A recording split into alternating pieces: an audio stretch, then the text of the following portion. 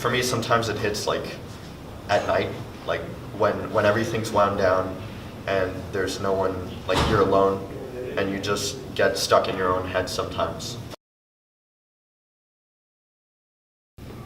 So anxiety is when thought surpasses reason.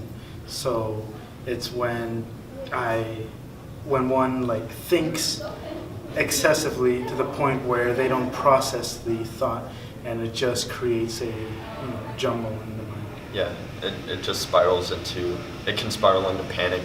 I've heard it described as that moment where you take a step on a staircase and you're already at the top, so there's no step there. It's that moment of panic, but continuously. Anxiety is kind of like the itching feeling in the back of your head. It's like, oh, maybe you shouldn't do this, or maybe this might happen. It's kind of like nagging. It's kind of small sometimes, or it could be pretty big. Just depends on the situation. It's not necessarily, so anxiety isn't just it's not just, oh, you have an anxiety disorder.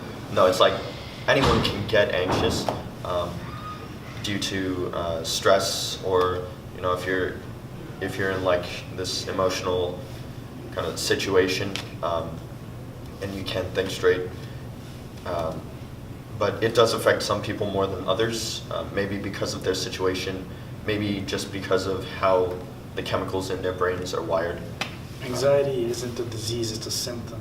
Yeah. So everyone can have it, just as everyone can sneeze, everyone can, be a little cold at time. Anxiety just hits. Some people just, suffer it harder. It might be in someone's family. Anxiety is kind of like fear in the sense that it limits people from doing things, or it changes how they will react or act in general. So like, say for instance, I'm anxious about wearing a certain tie and color scheme because of how people might view me. I'll be like, oh, well, they think that I'm part of this political party, for instance, when I'm not, and I'm just scared that I would be viewed that way. And I'm like, oh, well, let me not wear that tie or color shirt.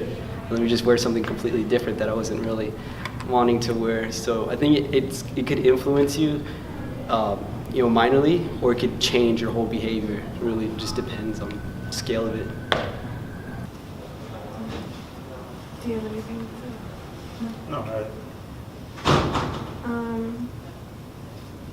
What steps can be taken to help?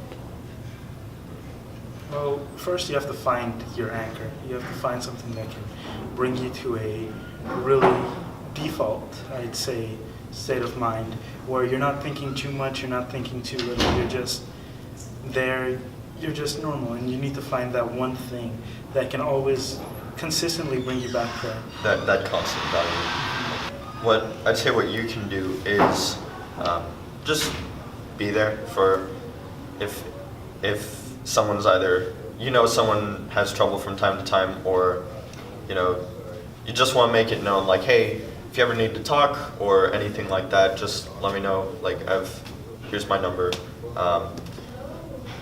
If someone wants help, they'll come to you, and if they do come to you, that's a good thing, and try to keep an open mind, because that shows that, they're trusting you, and I wouldn't say put them on the spot, just keep in mind that they're vulnerable, and if they don't want to talk, don't take that personally. It's just they're not at that comfortable level. That's not to say you'll never be at that level. I'm sure there's resources out there, it's just a matter of finding them, and I guess talking with people in general usually helps.